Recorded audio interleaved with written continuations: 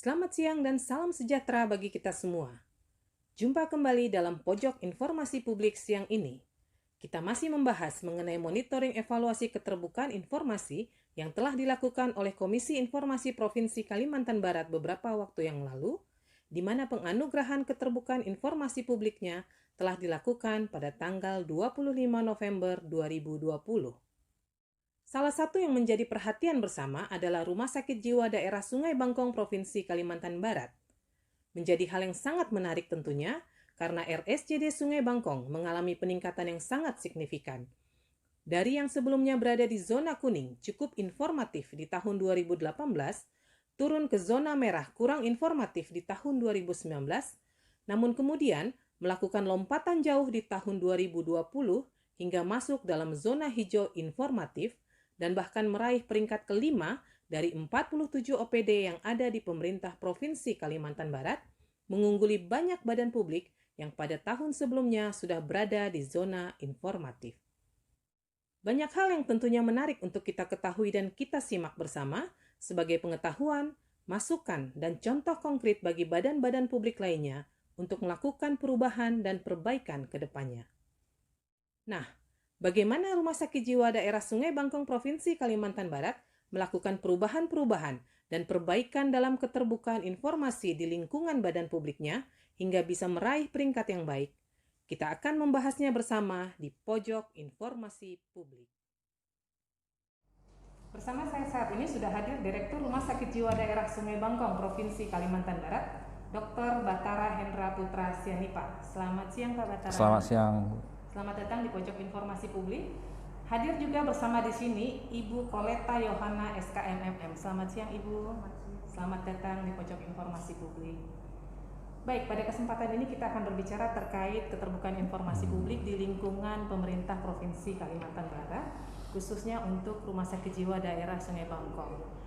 Berdasarkan hasil penilaian tahun 2020, RSJD Sungai Bangkong meraih peringkat kelima dalam keterbukaan informasi. Saya ucapkan selamat kepada Bapak Ibu. Ini tentunya menjadi suatu prestasi yang luar biasa, mengingat 2 tahun yang lalu secara berturut-turut masuk dalam zona kuning dan zona merah. Ya.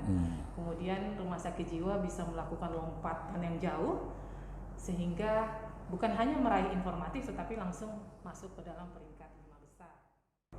Bisa diceritakan apa saja yang sudah dilakukan oleh RSJD Sungai Bangkong dalam melakukan pembenahan terhadap keterbukaan informasinya agar dapat menjadi contoh dan masukan bagi badan-badan publik lain untuk melakukan pembenahan di badan-badan publiknya.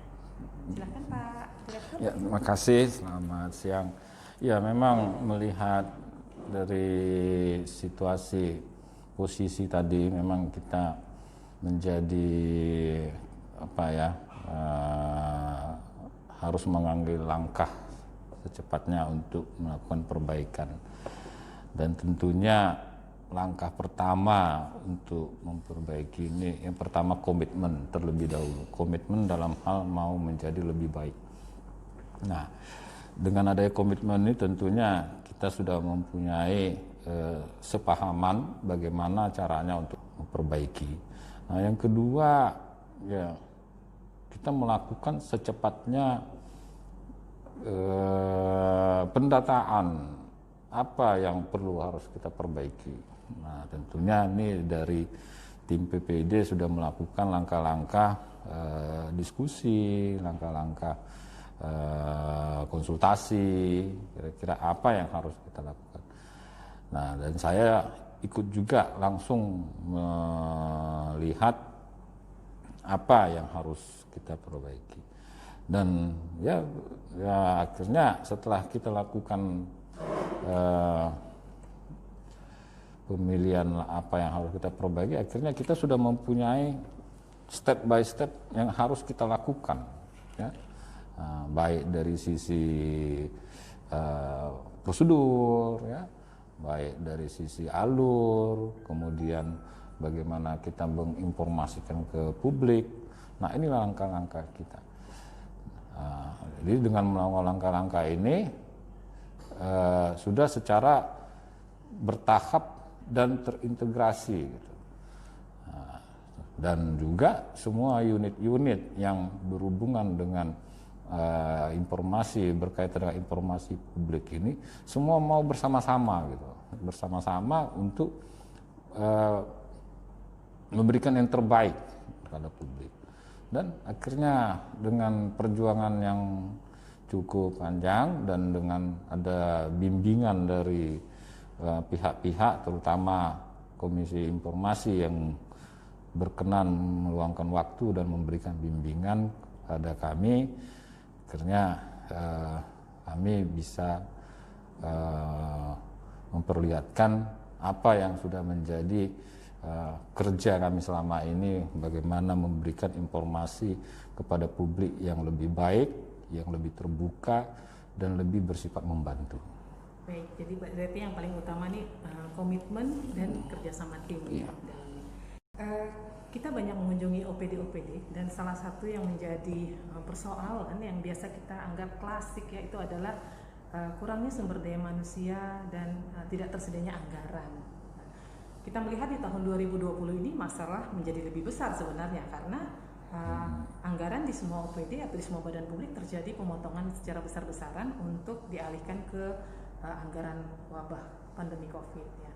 Nah, dengan adanya pemotongan anggaran ini, rumah sakit jiwa daerah masih tetap bisa eksis nih, melakukan pembenahan-pembenahan di dalam. Apa kiat-kiatnya? Ya, kira sih kiat-kiatnya untuk kiat bagaimana menyikapi situasi yang ada sekarang ini, ya perlu kita agar lebih komunikasi kepada seluruh unit ya bahwa situasi dan kondisinya harus kita jelaskan dengan mereka dan tantangan kita ke depan dan apa yang menjadi konsekuensinya harus kita supaya semua pegawai itu paham dulu bahwa kita itu mempunyai target ataupun yang harus kita lakukan agar kita ini bisa memberikan informasi yang baik dengan publik.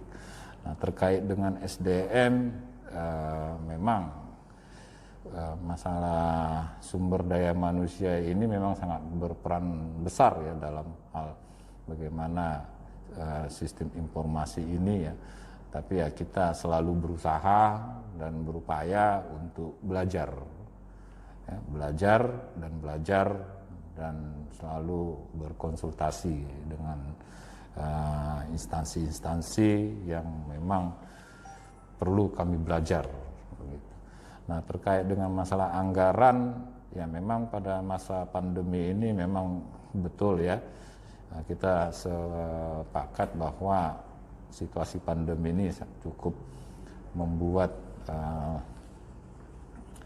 terhambat ataupun apa, tapi ya kita hanya bisa berusaha yang terbaik, dan berusaha melakukan yang baik untuk publik.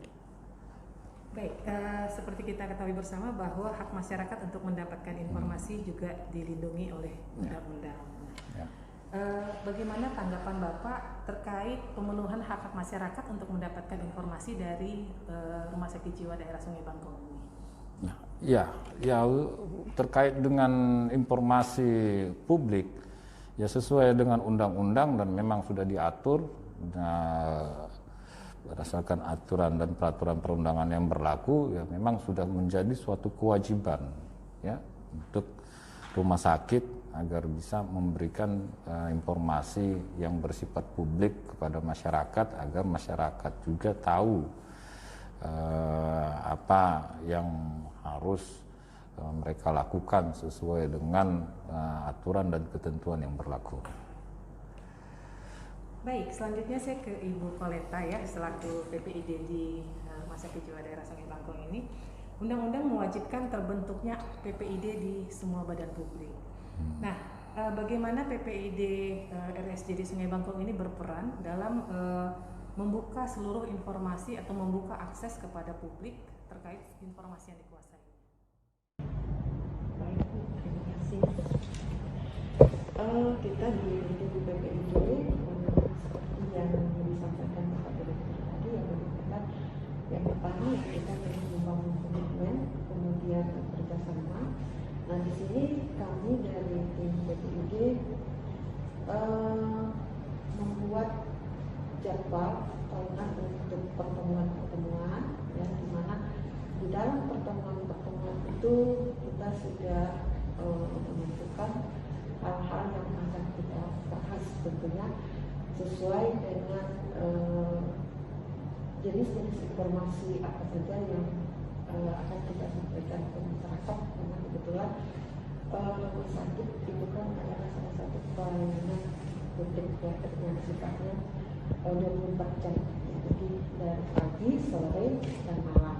Jadi secara berantai ya kita memberikan semacam sosialisasi lah ke teman-teman ya secara berjenjang melalui kepala seksi, kemudian kepala operasi, koordinator, dan kepala pelayanan. Jadi juga selalu kita berkoordinasi dalam hal Ibu, sejauh ini ada tidak informasi di rumah sakit jiwa daerah ini yang masuk kategori informasi dikecualikan? Dan kemudian ada tidak sampai saat ini keluhan masyarakat terkait layanan informasi di rumah sakit jiwa daerah ini? Untuk informasi yang dikecualikan memang ada. Tentunya kita rumah sakit mengacu ke peraturan dari Kemenkes memang karena memang belum ada peraturan khusus untuk mengatur pelayanan publik yang dari pemerintah daerah ya. Jadi kita tetap mengacu ke situ. Ya memang ada beberapa informasi yang tidak boleh kita sampaikan langsung ke masyarakat. Sejauh ini sih kita belum pernah ya ada komplain dari masyarakat ya, karena kalau memang ada misalnya baik itu keluarga atau lembaga yang ingin mendapatkan informasi ya kita akan melayaninya, kemudian kita menjelaskan kenapa misalnya informasi ini tidak bisa kita ekspos secara luas karena ada aturannya, kemudian ada etika yang harus kita. Baik, artinya sampai sejauh ini masyarakat mendapatkan informasinya dengan jelas dari rumah sakit jiwa ya. Baik, terakhir sebelum diakhiri ini saya ke Pak Direktur nih, mungkin bisa memberikan closing statement terkait komitmennya dalam keterbukaan informasi publik sebagai bagian dari memberikan informasi yang benar dan baik kepada masyarakat. Terima kasih. Ya.